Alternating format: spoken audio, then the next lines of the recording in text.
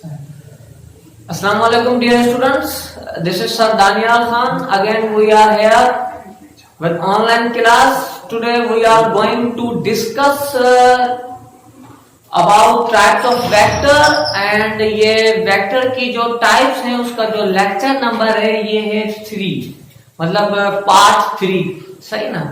In previous types of vector we have discussed about unit position vector, free vector, उसके बाद null vector, opposite vector, anti parallel vector, parallel vector, and there are different kinds of vector. Today we are going to discuss about unit vector.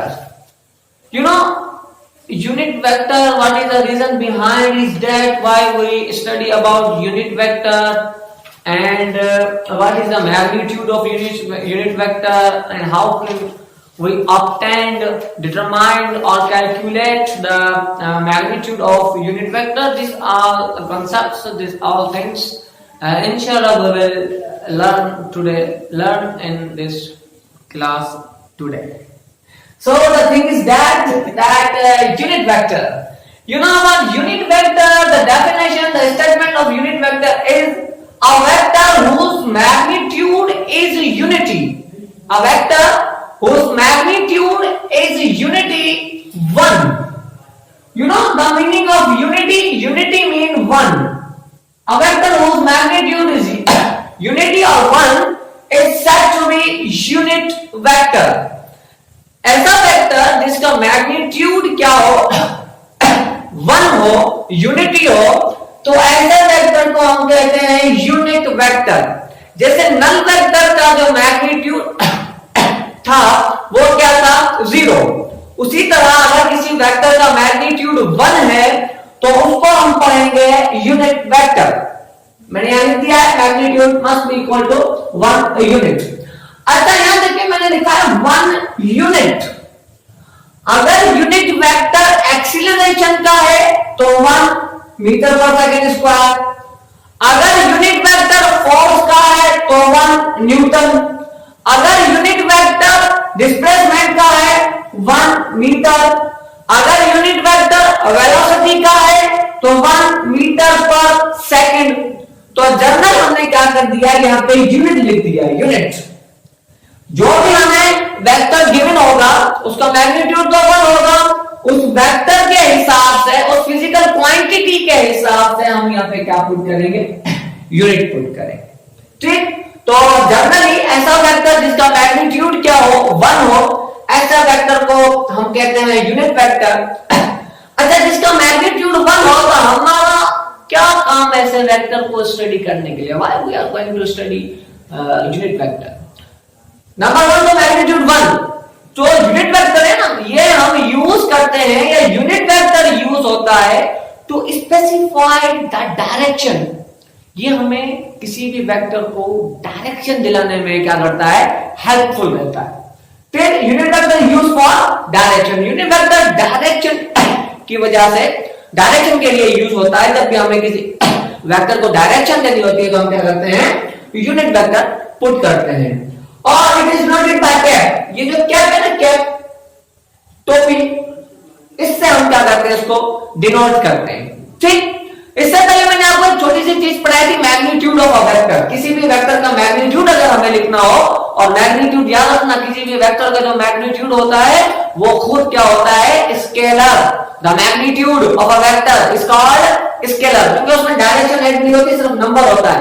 और numbers are scalars क्योंकि ये इनकी direction नहीं होती. Suppose करें हम लोग वेक्टर फोर्स का वेक्टर है हमारे पास और इसका मैग्नीट्यूड है 10 न्यूटन और इसकी डायरेक्शन क्या है, ईस्ट. मैं चाहता हूं मैं सिर्फ इस वेक्टर का मैग्नीट्यूड लिखूं.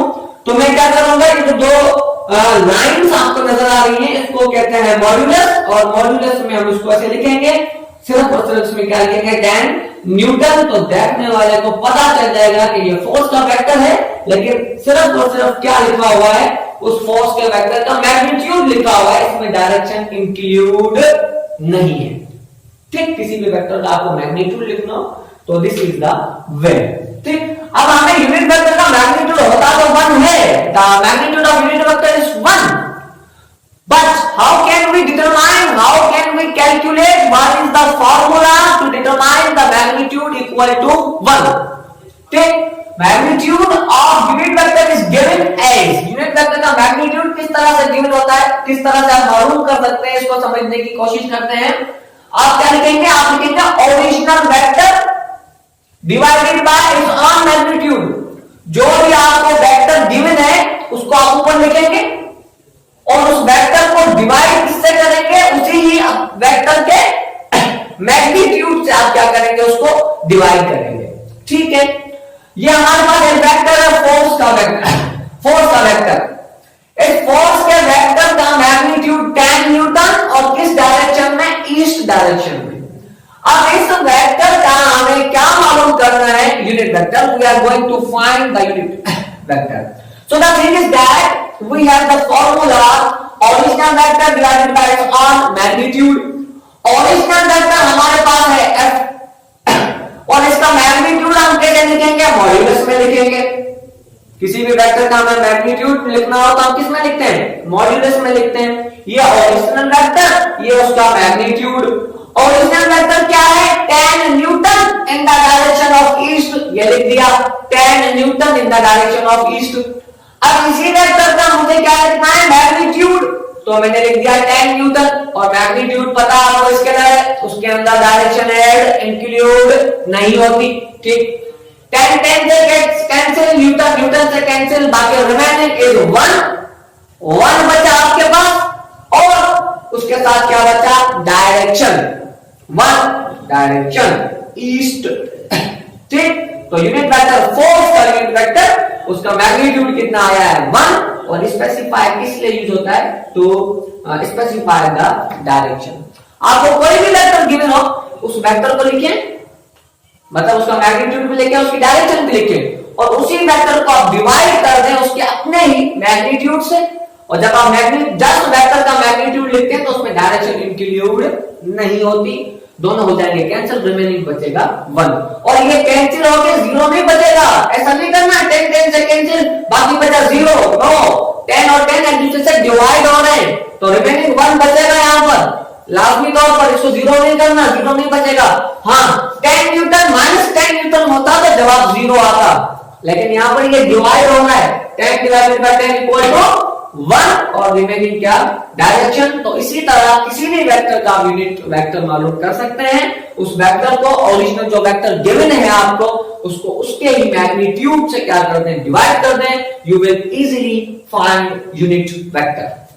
ठीक, now we have another type of vector, coplanar vector. Coplanar vector, देखिए बेटा सबसे पहले तो समझने वाली बात ये है कि प्लेन क्या होता है। प्लेन ये होता है एक्स एक्सिस, ये होता है वाई एक्सिस, एक्स एक्सिस और ये Y axis, and this point is known as origin. इस पॉइंट पर जहां पर एक्स और वाई एक दूसरे से मिलते हैं, कोइंसाइड करते हैं, इस पॉइंट को हम कहते हैं ओरिजिन। ठीक, अब इसको हम कहते हैं एक्स वाई प्लेन, इसको हम क्या कहेंगे, एक्स वाई प्लेन। ठीक, अब सपोज करें एक वेक्टर ड्रा किया मैंने, फोर्स का वेक्टर, ये लीजिए। एक और वेक्टर ड्रा किया मैंने एक्सीलरेशन का, ये लीजिए। एक और वेक्टर ड्रा किया मैंने वेलोसिटी का, ये लीजिए। अब मुझे ये बताएं, ये फोर्स का वेक्टर, एक्सीलरेशन का वेक्टर, वेलोसिटी का वेक्टर, ये किस प्लेन में है? तो आप कहेंगे सर ये तो एक्स और वाई के प्लेन में है। ये किस, कौन से प्लेन में है? एक्स और वाई के प्लेन में है। तो ये वेक्टर, वेलोसिटी का वेक्टर, एक्सीलरेशन का वेक्टर, फोर्स का वेक्टर, ये जितने भी वेक्टर्स हैं ये एक्स वाई प्लेन में है, मतलब एक ही प्लेन में है, एक्स वाई प्लेन में। तो ऐसे वेक्टर्स को हम क्या कहेंगे, कोप्लेनर वेक्टर। क्या कहेंगे, कोप्लेनर वेक्टर। हेलो बेटा इधर देखें, कोप्लेनर वेक्टर। ठीक, अब आपको पता है एक होता है एक्स एक्सिस, एक होता है वाई एक्सिस, एक होता है z एक्सिस, और ये जहां जिस पॉइंट पर ये कोइंसाइड करते हैं, मिलते हैं, इस पॉइंट को कहते हैं ओरिजिन। ठीक, अब सपोज करें एक वेक्टर है f एक्स वाई प्लेन में। अच्छा, एक्स वाई प्लेन, ठीक, ये क्या कहलाएगा, एक्स जेड प्लेन, ये क्या कहलाएगा, एक्स वाई जेड प्लेन। आगे बात समझ में। अब एक वेक्टर है फोर्स का, एक वेक्टर है वेलोसिटी का, ये लीजिए। ठीक, एक वेक्टर है आपके पास, चले मोमेंटम का वेक्टर ले लेना, ये लीजिएगा मोमेंटम का वेक्टर, और एक वेक्टर आप ले लें डिस्प्लेसमेंट का, ये ले। ठीक, अब मैं आपसे पूछूं कि फोर्स का वेक्टर और वेलोसिटी का वेक्टर कौन से प्लेन में है, तो आप कहेंगे सर ये एक्स वाई प्लेन में है। मतलब ये दोनों वेक्टर क्या है, कोप्लेनर वेक्टर। अगर मैं आपसे पूछूं कि मोमेंटम का वेक्टर और डिस्प्लेसमेंट का वेक्टर कौन से प्लेन में है, तो यू कैन से सर ये y और z प्लेन में है। इसका मतलब मोमेंटम का वेक्टर और डिस्प्लेसमेंट का वेक्टर y z प्लेन में है, ये दोनों को planar vector. Force and velocity का जो वेक्टर है वो कौन से प्लेन में है सर, वो एक्स वाई प्लेन में है। मतलब ये दोनों को प्लेनर वेक्टर। वो वेक्टर जो एक ही प्लेन में हो उनको हम कहते हैं कोप्लेनर वेक्टर। और प्लेन किसको कहते हैं, ये एक्स और ये वाई, तो एक्स वाई को मिला के हम क्या कहते हैं, एक्स वाई प्लेन। ये एक्स वाई प्लेन, ये वाई जेड प्लेन, ये जेड एक्स प्लेन। ठीक, इसके बाद आपके पास non coplanar vector, sorry non coplanar vector क्या होता है, देखिए एक वेक्टर है आपके पास फोर्स का, और ये वेक्टर है एक्स वाई प्लेन में। एक वेक्टर है आपके पास एक्सीलरेशन का, जो है वाई और जेड प्लेन में। एक वेक्टर है आपके पास जेड एक्स प्लेन में, जो वेलोसिटी का वेक्टर है। ठीक, अगर अब मैं आपसे पूछूं कि बेटा मुझे बताएं फोर्स का वेक्टर, एक्सीलरेशन का वेक्टर, वेलोसिटी का वेक्टर, ये कोप्लेनर वेक्टर है या नॉन कोप्लेनर वेक्टर है, तो आप कहेंगे सर ये सबके सब नॉन कोप्लेनर वेक्टर है, क्योंकि एफ का जो फोर्स का जो वेक्टर वो एक्स वाई प्लेन में, एक्सीलरेशन का वेक्टर वाई जेड प्लेन में, और वेलोसिटी का वेक्टर एक्स जेड प्लेन में है। तो ये तीनों वेक्टर क्या कहलाएंगे, non coplanar vector, because their plane is not same. और प्लेन किसको कहते हैं, सिर्फ ये एक्स एक्सिस और वाई एक्सिस, ये एक्स वाई प्लेन, एक्स और जेड ये जेड एक्सिस प्लेन, वाई और X Y axis plane, Y और जेड वाई जेड प्लेन। ठीक, अब आपको इनको स्टडी करना है, इनके नोट्स बनाने हैं, और कोई भी बात अगर आपको समझ में नहीं आ रही, you can ask any time and comment. इंशाल्लाह we will meet again as soon as possible. तब तक के लिए अपना ख्याल रखें।